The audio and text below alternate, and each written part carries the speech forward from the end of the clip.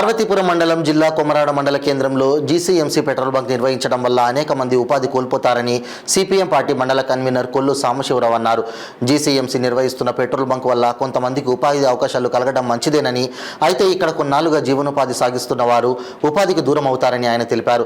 జీసీఎంసీ నిర్వహిస్తున్న ఈ petrol bunk ప్రాంగణంలోనే చేపలు అమ్ముకుంటూ జీవనం సాగిస్తున్న వారు, అలాగే చాకలి వృత్తితో జీవనం సాగిస్తున్న వారు ఉపాధి కోల్పోతారని ఆయన తెలియజేశారు.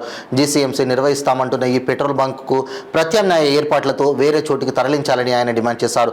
ఈ పెట్రోల్ బంక్ నిర్వహిస్తున్న సమీపంలోనే కస్తూర్బా పాఠశాల, పోలీస్ స్టేషన్, పశువుల ఆసుపత్రి తదితర కార్యాలయాలు ఉండడం వల్ల ఏ క్షణమైనా ప్రమాదం జరిగే వారికి నష్టం వాటిల్లుతుందని అన్నారు. దీనివలన ఉపాధి కోల్పోతున్న వారికి తగిన న్యాయం చేయాలంటూ ఆయన కోరారు.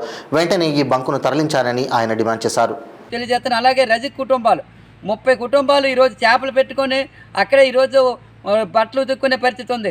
కాకపోతే ఈ వర్షం తగ్గడం వల్ల 2 నెలలు బట్టి అక్కడ వెళ్ళకపోవడం వల్ల కొద్ది ఖాళీ గొంతుకెళ్ళి అయితే ఇప్పుడు బట్టలు ఉతుక్కునే పరిస్థితి ఉంది. నాగవ నదికి వెళ్తాను.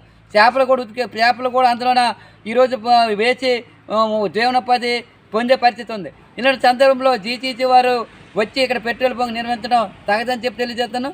ఏదేమైనా మేము అభివృద్ధికి ఆటంకం కాదు, కాబట్టి అభివృద్ధి పేరుతో వేరే వాళ్ళకి జీవనోపాధి లేకుండా చేయడం, ప్రాణనష్టం జరిగే తెలిసి కూడా ఇలా చేయడం అన్యాయమని చెప్పి తెలియజేస్తాను.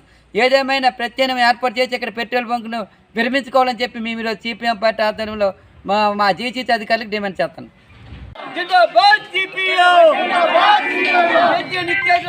విద్యుత్ ఛార్జీలు తగ్గించాలి, పెంచిన పెట్రోల్, డీజిల్, గ్యాస్ రేట్లు తగ్గించాలి. పోరాడతాం.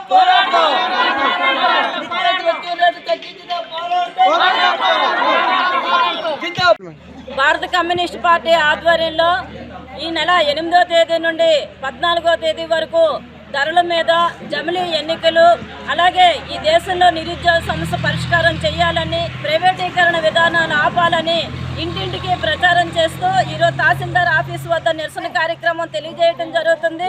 మీకు తెలుసు, నిత్యావసర సరుకుల ధరలు ఆకాశాన్ని అంటుతున్నాయి, ప్రజలకు ఉపాధి అవకాశాలు పోతున్నాయి. పైగా వీటి ధరల భారాన్ని తట్టుకోలేని పరిస్థితుల్లో ప్రజలపై విద్యుత్ ఛార్జీలు కూడా వేస్తున్నారు. ట్రూ ఆఫ్ ఛార్జీల పేరు మీద ఈరోజు ఎప్పుడో వాడిన కరెంటుకి ఇప్పుడు కట్టండి అని చెప్పేసి చెప్తున్నటువంటి పరిస్థితి. భవిష్యత్తులో స్మార్ట్